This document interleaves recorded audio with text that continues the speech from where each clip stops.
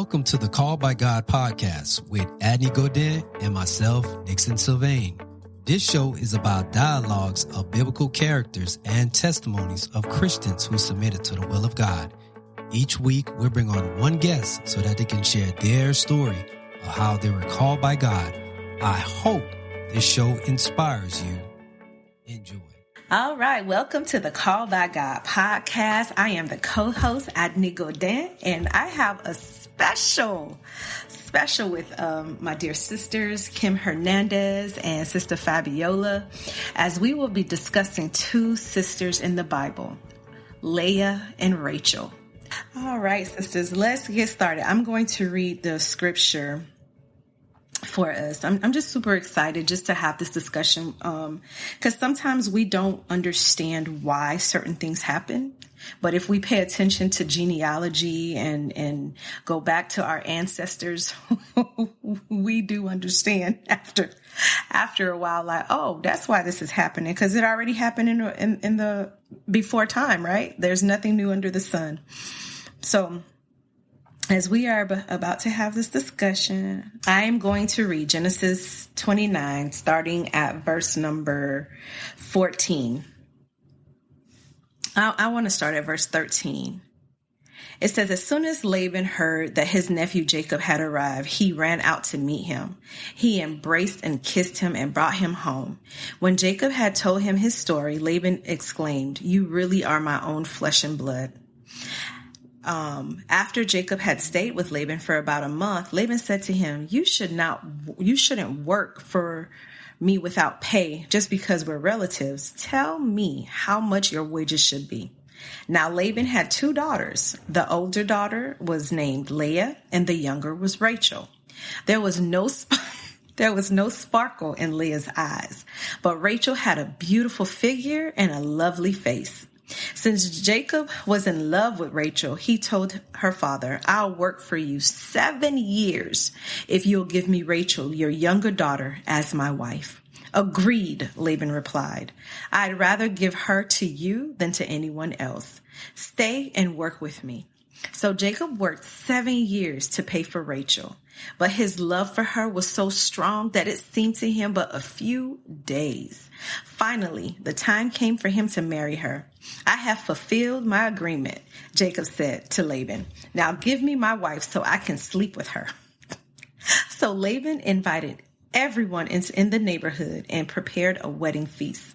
But that night, when it was dark, Laban took Leah to Jacob and he slept with her. I'm sorry for laughing, y'all. Laban had given Leah a servant, Zilpah, to be her handmaid.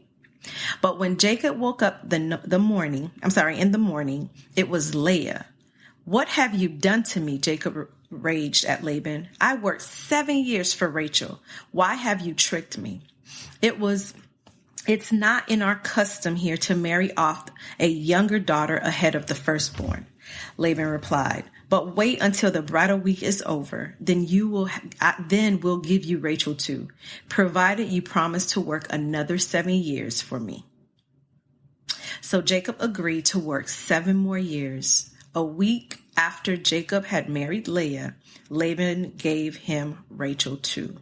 Laban gave Rachel a servant, Bilhah, to be her maid. So Jacob slept with Rachel too, and he loved her much more than Leah. He then stayed at work for Laban an additional 7 years. Who wants to go first? I mean, my God, where do you even start when you consider a father and his daughters? And, when we think about the role of a father and how he's looked at as that dominant, that head, he is her first example of how a man ought to love a woman and how he ought to cherish her and respect her. And so, poor Leah, because I don't want to jump far ahead, but if that was her first experience with love, and that was her first experience to be, to give her this framework of how should a man treat me? How should a man come into my life? My God, because that's not giving her much to start with. And so to think that a parent would prefer one child over the other to the extent that he would trick a man to go so far as to plan a party, get him drunk, just so that he can marry off the first daughter. Schism. Family schism is the best thing I can say at this point. It's the whole point of them gathering together. It's just like it was a plot. How it just went down because they got him drunk and invited her in the dark. So he slept with her knowing that it probably was Rachel. But it's just, as a woman, I just couldn't understand how she would give into something like that when I wasn't chosen, because it would hurt me that I have to go into you the way that, it happened. So that was a little bit much for me. I love how you said that, because that's what went through my mind, right? A lot of times we read these scriptures and everybody's like, oh, Laban tricked Jacob. But let's be honest, Leah could have said no. Leah honestly could have said, no, I'm not doing that. You told him that he was going to marry my younger sister. But here's the issue with, let's take it to modern day. We have so many women who are in their 40s, never been married, never had children. So I'd rather have a piece of a man than no man at all. So let's go ahead and do it. Whether he loves me, that means nothing to me. I just want to get married. Go ahead and get these bridesmaids together, get these groomsmen together. I'm getting married, whether I'm tricking him or not. That's what I saw, because you get to choose and tell your daddy he didn't choose me. He's not in love with me. He's in love with my sister. And I'm almost certain that they saw the love that he had for Rachel. She saw it. So why would you put yourself in a predicament like that to be second best? I'm sorry, y'all. I'd rather be number one than nothing at all. Well, I have to just chime in right quick, Adnie. Absolutely. And I think that you made an amazing point just then when you said that why would I choose to be second best? Because now let's think about it now. We know what God regards us as his daughters, as women, okay? We are jewels. We are precious. And so to think that, like you said, because I know sometimes in scripture, we look at scriptures, and like I always like to say, this is a reality. It happened then and it's still happening now. And I look, and like you said, as a woman, knowing what you possess, knowing that you have the propensity to build up and tear down, and to allow a man, no matter, and my God, I hope we're helping somebody. I don't care if it's your father. I don't care if it's your brother. I don't care who that man is in your life and the position that he takes. He does not have the right to reduce you, to pressure you, no matter, I don't care if you're 40, 50. If God has not brought that into your life, then you say, just like you said, Adnie, this is not my season. This is not where God has me right now. And so you're not going for custom's sake or for the sake of saying, oh, my daughter is married, my daughter is a spouse. You're not going to make me step out of the will of God just for the sake of custom. Because I think that's the most detrimental thing that we're looking here. And I know we're going to talk about the psychological effects of this, but as a woman, Leah was put in a position to be so drawn and pushed to meet custom that she lost her individuality as a woman and what she was truly worth. Because there's somebody that will love her. There's somebody that is willing to accept her for who she is, lazy eye and all, as scripture put it. It's okay if you may not be the dime piece, but if you bring that man his peace. Hello, somebody.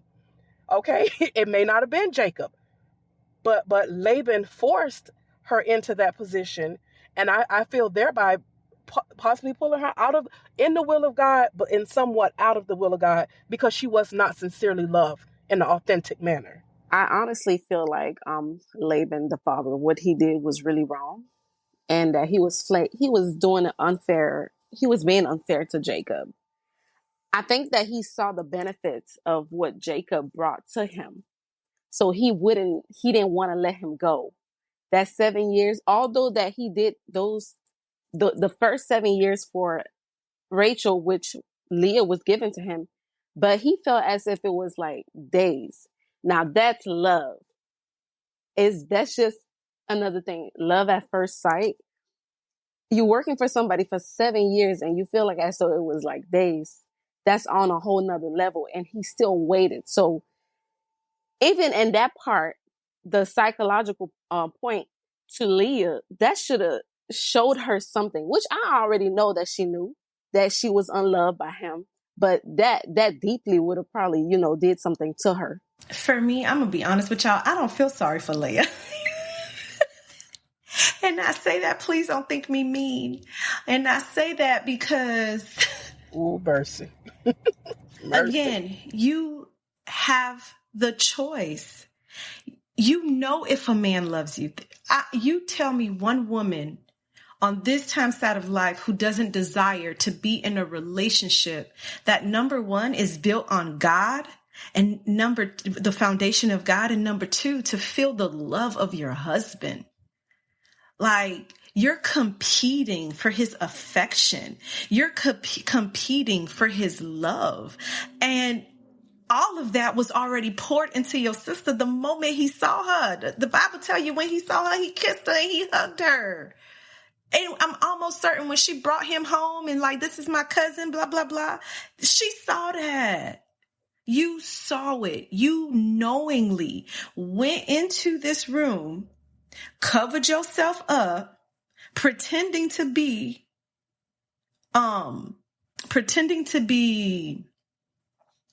Rachel when you know you weren't. I think that's one of the things we have to focus on, is that identity crisis that women go through. And that says, I said it before, that I would rather have a piece of a man than no man at all. Sisters, let me say this. Choose to love yourself enough to choose love. Whether, number one, I'm saying this, choose the love of God. Choose to love yourself. If you can't choose God, you have a problem. If you can't choose yourself, you have a problem. There is no amount of a man that is worth your identity. Like, to me, it was like her identity was found in being a wife, not being not being loved by her husband. I just want to have a husband. That's it. I don't care about nothing else. And that's the part that I was like, I don't feel sorry for her, because she made a choice. Rachel, on the other hand, Rachel, my dear Rachel. Let's talk about Rachel. Rachel knew she's a dime piece. Like, I look good. This man want me. He working 7 years for me. I ain't got nothing to worry about. But where was her heart? Where was her heart? Her heart was in that conceit. Like, you have a lot of women, and I'm bringing it to modern day. You have a lot of women who go and have these plastic surgeries, get their breasts done, get their stomach snatched, and get the fake booty and all that other stuff to find them a husband. But that's all you bring to the table. That's it. There's no peace. There's no tranquility. You are full of toxicity. I think we have to understand that the look upon our face means nothing if you have a husband and he has no peace. I think that's where a lot of us women need to check ourselves. We truly need to go deep within. Trauma, heal from that. Emotional baggage, heal from that. Whatever the case may be, but do not rely on your looks just because that man say, dang, she's gorgeous. What else is there? What's the rest of the substance that you bring to the table? And I think that's so important when you bring in the fact that Rachel knew, and the Bible said that, there was a sparkle in her eye, okay? And there was no sparkle in Leah's. And I think that it's so important for women. It's okay. Like you said, you're a dime piece. And I'm going to say it again, but do you bring that man his peace? And so, yeah, beautiful face, nice body, that's great, but your heart is dark. And I'm going to share with you guys, I was in the store the other day, And there was a young woman standing behind me, and she was loud on the phone. You know how we can sometimes do in the stores. But what stuck out to me with this woman's conversation was that she was talking about her pull on this guy. He was not the only one that she was with. But what broke my heart was when I heard her mouth, out of her own mouth, my toxic explicitive. That to me, when I looked, and I wanted so bad, you know me, I wanted so bad to turn around and say, sis, that's not a badge of honor. Because sometimes we can get so clouded up in the facade of what you're pasting on the outside and what the outside world sees. And just like Rachel thought she had it all set in the bag. And I know we're going to get there, but until it was time to bless this man with offspring, then it got real. Okay? But I think that, like you said, we need to take the time as women, and it doesn't matter. Reach back and help your sister, because that's what Rachel could have done to Leah. She could have said, sis, you're beautiful still. She could have built her sister up, and that's what we should do, especially as women of God and women, period. Build your sister up. Reach back. I don't care what her hang up may be, but help her along. And so I think it's so important for us to realize that the outer appearance is just that, because what really matters is what you contain in the inside, and ultimately it's going to show after a while. It's going to show what you made of, and I think we see that later on with Rachel and Leah. I agree. It's really what's on the inside that matter. And if we look at we go further down with the story, you can see that even with Leah, because God enabled her to conceive. And every time she conceived, she named her child and gave the child based on what she went through. I can't recall where it was on there, but her first son was Reuben. And then she felt as though because she bare him, Jacob, a son, that he was going to finally have eyes on her. And she was really hungry for love. But with Rachel, nothing like that. It was never nothing like that. Like, it was just like the jealousy of her wanting to have a son so bad that she couldn't have a son. So I feel like Leah was more hungry and thirsty for she desired love from Jacob, something that she probably didn't have. So it had a lot to do with confidence, self-confidence. And like you said, Rachel did not help her at all with that. So it's just like, I know that I'm bad and he chose me, and you're just the side piece. You just happen to make it. I love that you brought that up, because I'm going to go ahead and read Jacob's many children. And it's 29, starting at verse 31. And I'm sorry, I should have said this. I'm reading it in the NLT. It reads like this. When the Lord saw that Leah was unloved, he enabled her to have children, but Rachel could not conceive. So Leah became pregnant and gave birth to a son. She named him Reuben. Reuben means, look, a son. It also sounds like the Hebrew for he has seen my misery. Talking about God, right? For she said, the Lord has noticed my misery, and now my husband will love me. She soon became pregnant again and gave birth to another son. She named him Simeon. Simeon probably means one who hears. For she said, the Lord heard that I was unloved, and he gave me another son. 34. Then she became pregnant a third time, gave birth to another son. He was named Levi. Levi sounds like a Hebrew term that means being attached or feeling affection for. For she said, surely this time my husband will feel affection for me, since I have given him 3 sons. Once again, Leah became pregnant and gave birth to another son. She named him Judah. Judah is related to the Hebrew term for praise, for she said, now I will praise the Lord. And then she stopped having children. Let me tell y'all something, because I got to take this one. To know that it took you on your 4th try to turn your eyes to God. Like the whole time, son number 1, oh, Son number 2, son number 3, but on son number 4, you said, you know what? Forget this man. It's all about me and Jesus now because he sees me. And I believe that's what it's all about, sisters. To keep our focus on God. Whether you're married, whether you're single, your contentment must be found in Christ. It must be found in God because there is no man on this time side of life that will fulfill you the way that God will. Number 1, he's human just like you. He's fallible. He's not going to see you the way that God sees you. And I think that was the most amazing part, that last part when she says, now I will praise the Lord. And God said, that's it, because now you see what it's all about. It ain't about Jacob loving you. It's about you loving me. I gave you the first 3 and you ain't realized that it was me. But on this 4th one, you realize I enabled you to have children and you turn your affection and your eyes towards me.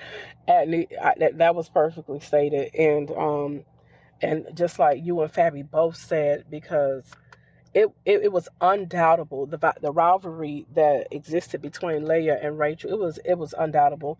And because even some of Rachel's children, Dan vindicated, Azakar is bartered, and Naphtali is meant fight. And so you could just tell the friction. And I'm so glad that you stated the bottom line when God said that God saw that Leah was unloved.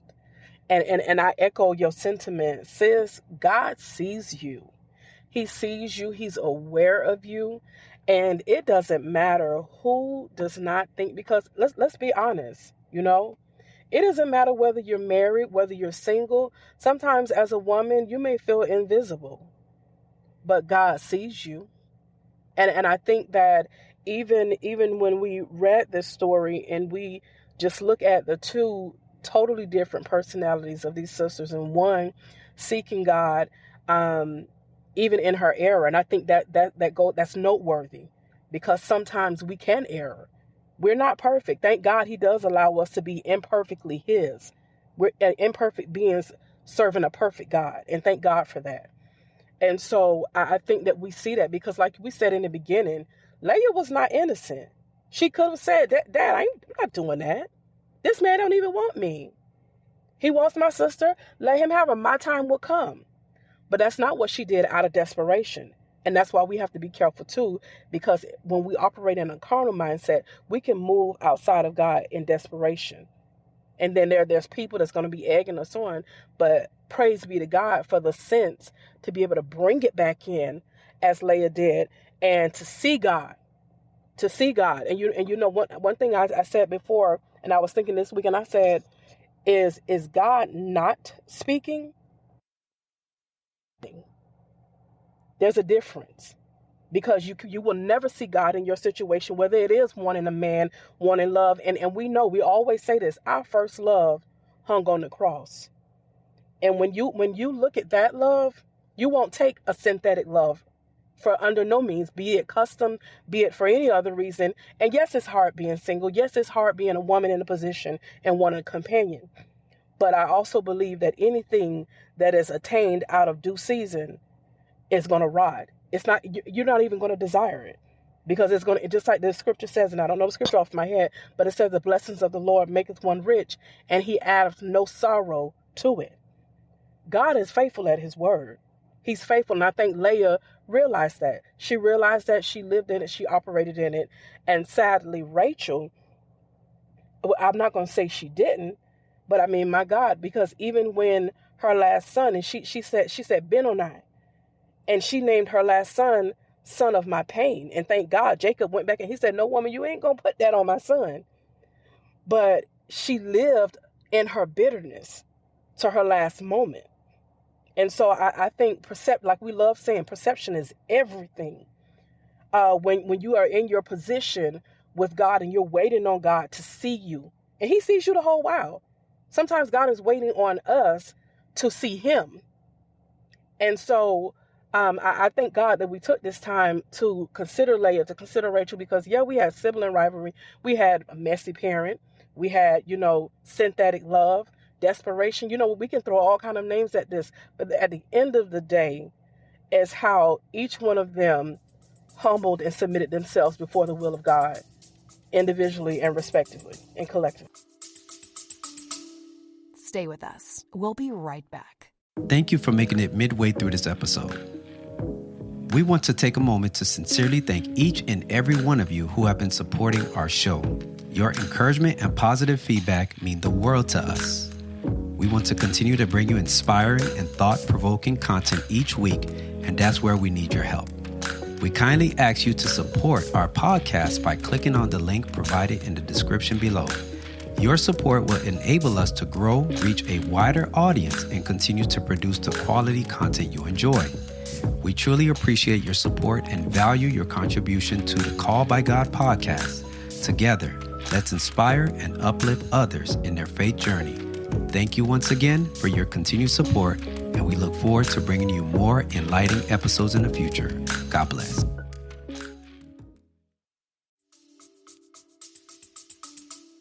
That's a great choice that you made there when you said that. And I think that with Leah, when she stopped having children, the Bible didn't say what's the reason, but God is a just God. I think he's giving Rachel enough time for her to come to him. And because Leah knew to give God the praise. God showed no favoritism, but he has grace, his grace and mercy. One thing, Leah always went back to God and always exalt God, always praised him. She knew that God was blessing her because back then children were a blessing. So Rachel had enough time. If anything, I felt like she could have went to her sister and was just like, who is that God that you praising? Who is that God that you praying to? Why didn't she come? Why did that come into her mind to go to God? Why are you asking Jacob? You're so angry and so jealous that you feel like you needed to go to Jacob and say, give me a son. Give me a son. But you're not going to the source. So it was mind blowing to me how sometimes us females, women, human beings, we like to work hard. We put so much pressure into our lives, into ourselves, rather to go to the source, the king, the provider, the one who blesses us, the one who holds everything in his hands. So it's just, after a while, God did eventually bless her. Because, like I said, God is just. He is just. However, it took her way too long. And we need to do better. We need to do better. Like, do not hesitate to go to God when you need anything that you need. If it's a frustration, that frustration she had, she could have went to the Lord with it and said, God, what about me? What am I doing wrong? But her heart was not there. She was so focused on Jacob's love for her that she forgotten that, okay, she needs to humble herself before God. Oh, sis. Okay, so let me go ahead and read chapter 30. It says, when Rachel saw that she wasn't having any children for Jacob, she became jealous of her sister. She pleaded with Jacob, give me children or I'll die. Then Jacob became furious with Rachel. Am I God? Y'all saw that? He said, am I God? He asked. He's the one who has kept you from having children. Then Rachel told him, take my maid Bilhah and sleep with her. She will bear children for me. Which means that in the Hebrew it says bear children on my knees. And then, and through her I can have a family too. So Rachel gave her servant Bilhah to Jacob as a wife, and he slept with her. Bilhah became pregnant, presented him with a son. Rachel named him Dan. Dan means he judged or he vindicated. For she said, God has vindicated me. He has heard my request and given me a son. Then Bilhah became pregnant again and gave Jacob a second son. Rachel named him Naphtali, which means my struggle. For she said, I have struggled hard with my sister and I'm winning. Meanwhile, Leah realized that she wasn't getting pregnant anymore, so she took her servant, Zilpah, and gave him to Jacob as a wife. Soon, Zilpah presented him with a son.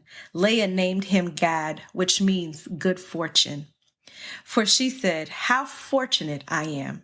Then Zilpah gave Jacob a second son, and Leah named him Asher, which means happy. For she said, what joy is mine. Now the other women will celebrate with me. One day, okay, I'm going to stop right there because then we'll go back to this one later. Now, this is me. And like you said, Sister Fabi, she went through it to the wrong man because the only man that opens the womb is God. The only one that gives you blessing that's so rich as a child is Jesus. He's the one that opens the womb. I know of people and I've heard of people going to pay these doctors thousands of dollars for children, $35,000, $50,000, when first of all, your womb was created by God. But because that lack of relationship, that lack of intimacy, that lack of oneness with you and him, you don't even know who to go to ask to open your womb, to fix that womb up. So when that seed goes in, it's planted and you have a child. But you going to the man that you married to, or you going to the doctor that's getting rich off of you to ask him for a child when a child is so free.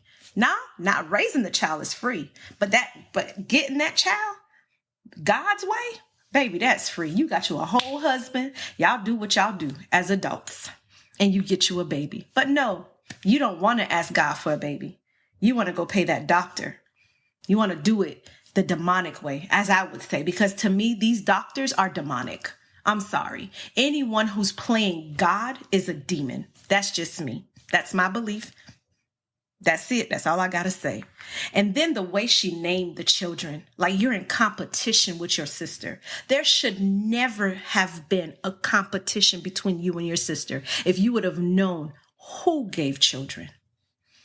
You did the most vile thing by giving your handmaid to your husband and said, go ahead and wife her so she could have babies for me, versus doing the one thing, and that's going to the God of heaven and say, look on your handmaid. I desire a son. Please open my womb. What would that have cost you? Nothing. And that's all I got.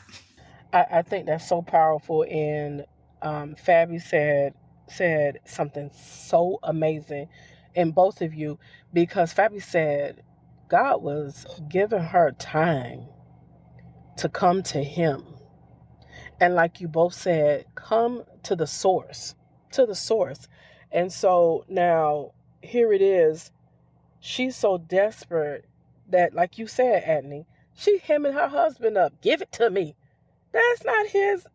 That man, he can't give you what comes from God. Okay?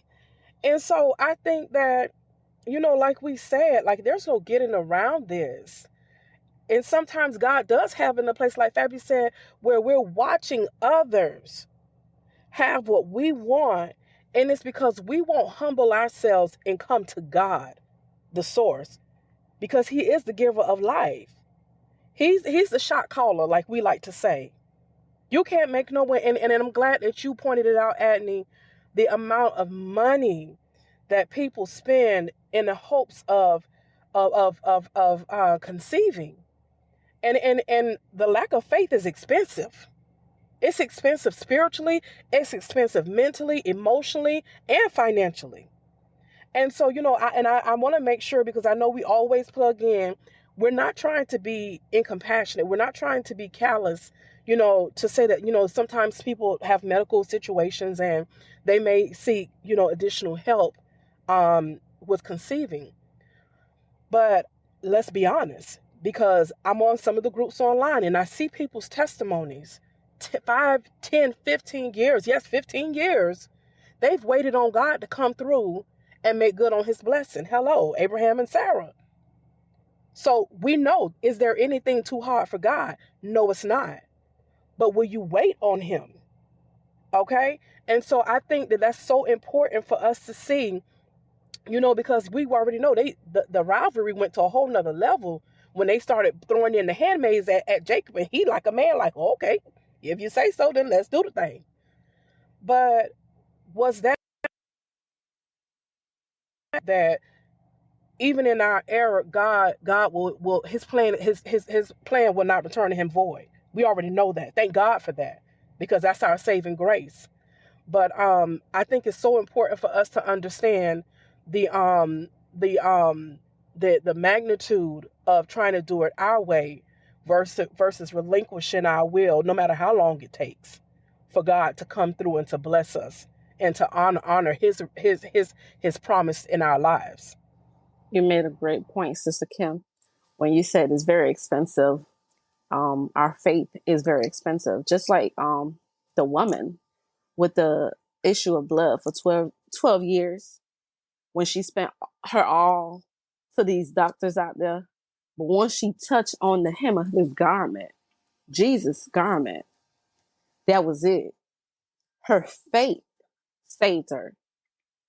Her faith is very important for you to have your faith. And just to the point of her bitterness, it's just like, this is us again trying to make things happen for us instead of us going to God. It is much, sometimes God have us waiting, but it's what you do while you're waiting. How are you waiting? Are you waiting with frustrations? Are you waiting with some hope in your heart? Are you worshiping him still? Whether he chooses to give you what you want or not, because he is still good. His reason is much more greater. His time is not our timing. So Rachel was impatient. I think she was in so much competition with her sister that she just wanted to have so badly what her sister had.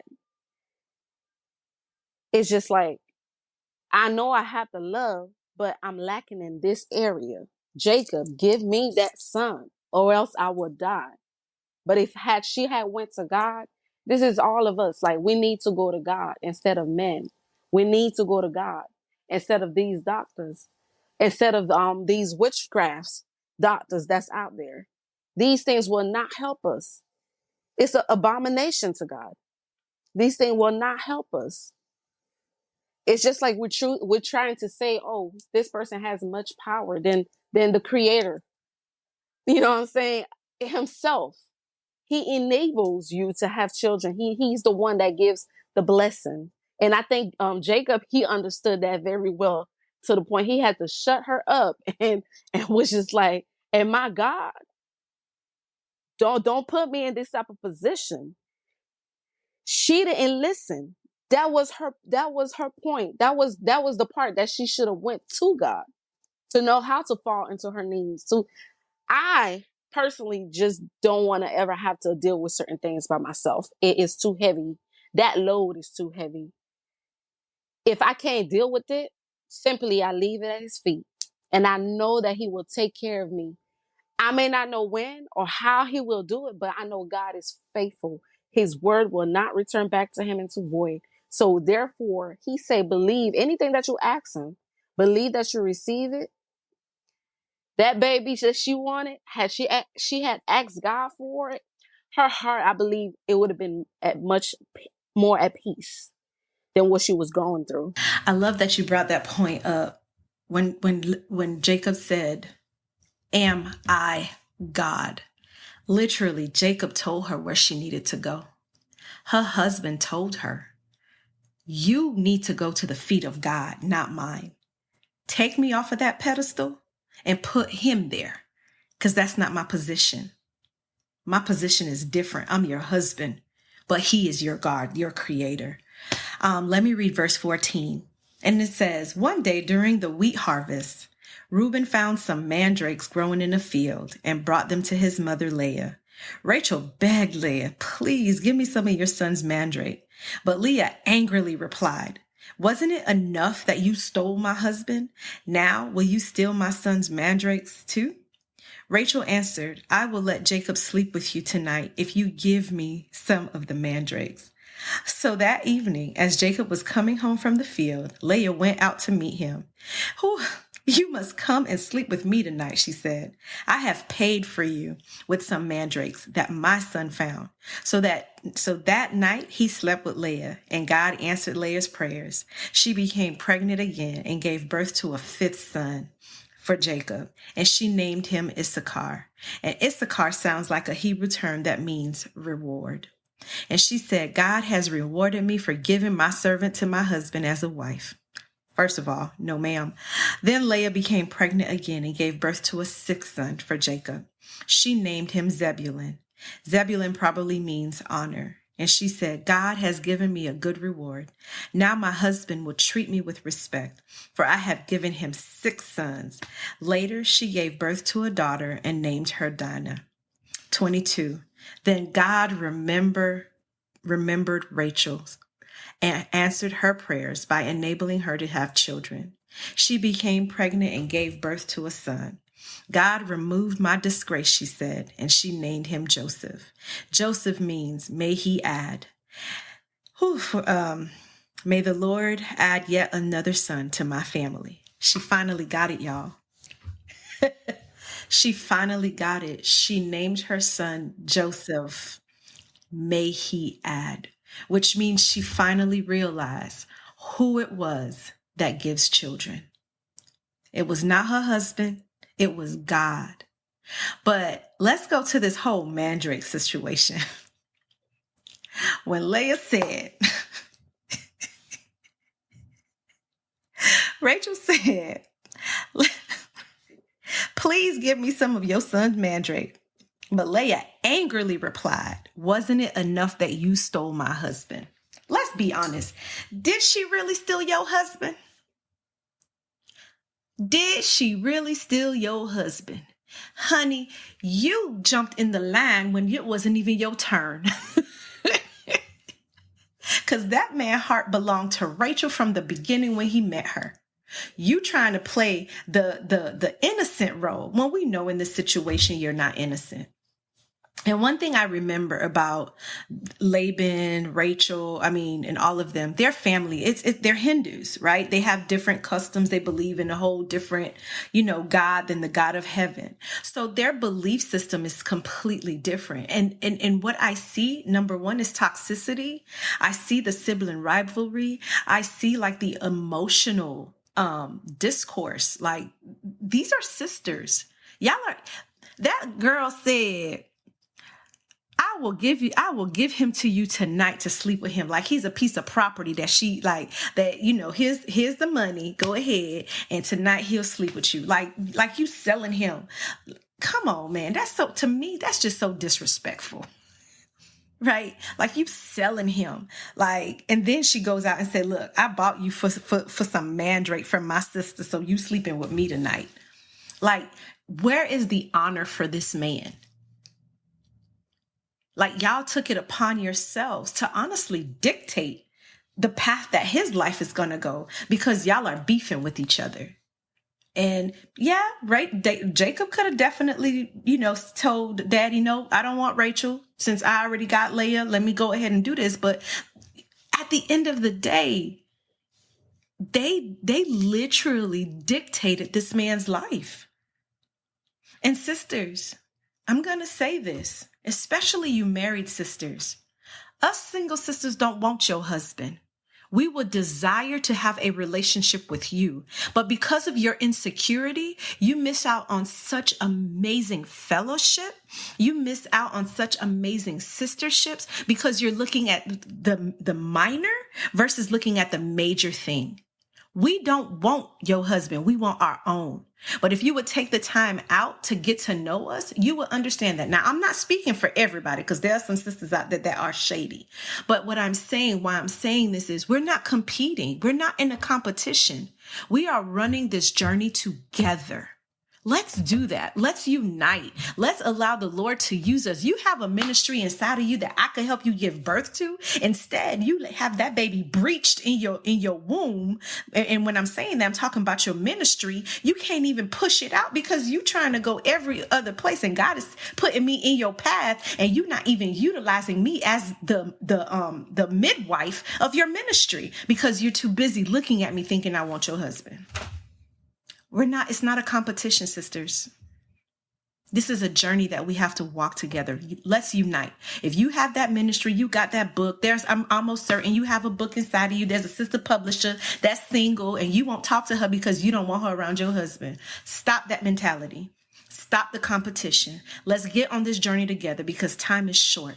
It is really, truly time for us to focus on him versus focusing on the man that you lay next to at night. Because God's ministry, whether it comes out of you, is going to come from somebody else. And that's powerful, and it's definitely a charge to keep, because we have to always be mindful, because the enemy is on his job, and he never backs down.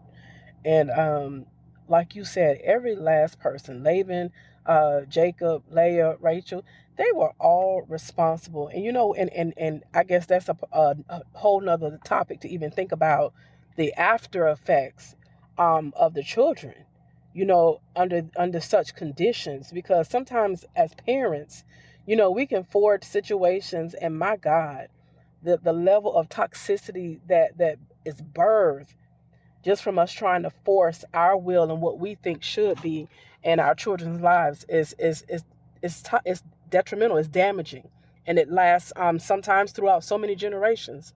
But I'm thankful that, like you said, we have got to come together as women, married women, single women, women, period, especially women of God. This is a call for us to realize ourselves and to see ourselves for ourselves, who we are, and whether or not we are truly aligning ourselves before God, and how and what he called us, what he called for our life in ministry, even just in our regular lives, because a woman is very powerful. A woman is powerful. And it's like you said, they basically orchestrated Jacob's life. And it was a mess. If I can say it was a hot mess. It was a hot mess. But again, I go back because thank God that we're able to see that even God's will, even in the mess, is going to birth into his promise to Abraham that he would be the father of many nations. Now, sometimes God don't tell us how we going to get to the promise. We don't know. It could be some mess up in there. But one thing is for certain, that he always requires us to be accountable. And I think that each person that we've covered and we've talked about, there was a level of accountability that was lacking. That was lacking. And so when we look at our families in modern day, and like you said, even when Leah went to Jacob and she said, "Oh, for some mandrakes," and I said to myself, girl, and this is a side note, sweetheart, if you got to buy that man with some fruit, honey, he's not yours. He's not yours. I don't care if somebody force him to take you, that man. If you got to do that for him to be a husband to you, or to be a man, or be whatever, you got to question yourself on that. And so I think that, this is some real deal biblical characters, but it's still happening in modern day, where we're not valuing ourselves as women, and just the queens that we say. We love saying I'm a queen. But are you treating your own self as a queen? Are you even recognizing the queen that you are? Because it's one thing to speak it, but are you walking as a queen? Are you talking as a queen? How do you move? Because queens have a glory of them that eludes to the world, that sets a standard of how someone is to treat you, or how someone is going to speak to you. But my God, how can you be a queen if you allow someone to do whatever they want with you, to force you into different positions where you don't belong? Most definitely. We need to be more loving towards each other, because I can tell you, from among them three, I don't think neither one was at peace, because Leah was fighting for love. Rachel is fighting for children. At last, she got it. But then again, Jacob, how could you be at peace knowing that you have two women fighting all the time, all not in good terms? And I could honestly think about the children that they was raising together. So it's just, we need to be more loving. Instead of them being sisters, there was like more enemies. And that's what we are not to be with each other. If we're queens, we help each other out. That's what we fixed our crown. Yes, we're not gonna let our crown fall. You're supposed to watch my back and I watch yours. And I think that's how we should be moving. It doesn't matter if you're married or not. We have nothing to do. In fact, us married women want you to know what it's like to be happy in a relationship that God's honor marriages. So it is nothing about us wanting to do this or we think we're better than anybody else. But we all women, we all should be loving towards each other and uplifting his kingdom. That's what it's all about. My sisters, I thank you all so much for joining me on this recording. I believe that God is pleased. My heart is full, but I have to say this because Fabi brought something out and Kim said it. We've allowed Satan from the beginning of time to trick us, to make us enemies, to make us look at each other as enemies, and we're not, especially when we're blood-bought citizens of the kingdom.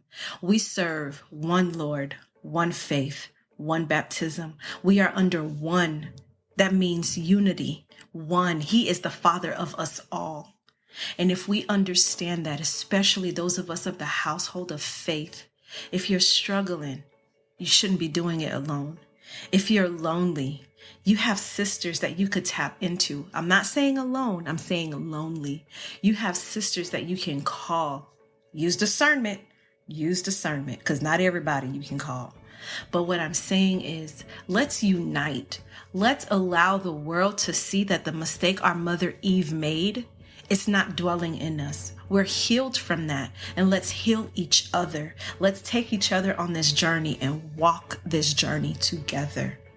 We love you, my sisters. In the body of Christ, we love you. Those who are not members of the body of Christ, we pray that this podcast touches you in such a way that you will examine yourself, heal from toxicity, emotional trauma, physical trauma. It's your responsibility. Your healing is your responsibility. There's a sister that says that, Latanya, I can't remember, Latanya Stevens. She said, your healing is your responsibility. And it's true. I can be there holding your hand, but it's still your work that you need to do.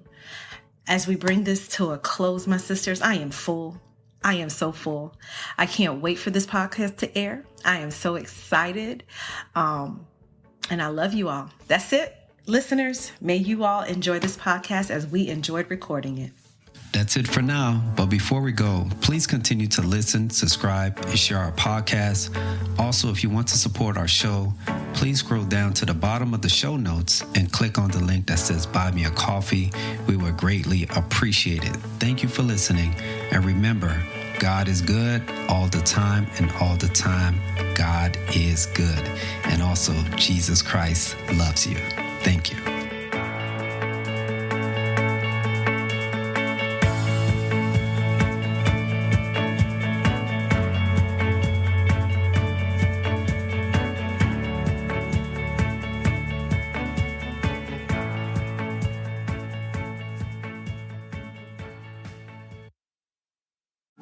Wait, there's more.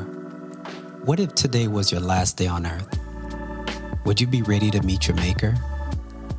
Well, Jesus Christ has given us the good news. He told his disciples in Mark 16:15-16, and he said to them, "Go into all the world and preach the gospel to every creature. He who believes and is baptized will be saved, but he who does not believe will be condemned." Jesus Christ has instructed his children to share and preach the gospel, which is the good news, which means that Jesus Christ came and that he was sacrificed, he was buried, and he rose on the third day. By believing and by repenting and confessing and being baptized, you will be saved. So it is your choice. Jesus Christ will not force you. You've heard the message, you heard personal testimonies, but this is your opportunity to give your life to Christ. Don't wait until tomorrow, because tomorrow is not promised. So I hope you submit to the will of God and give your soul to Christ. Be blessed.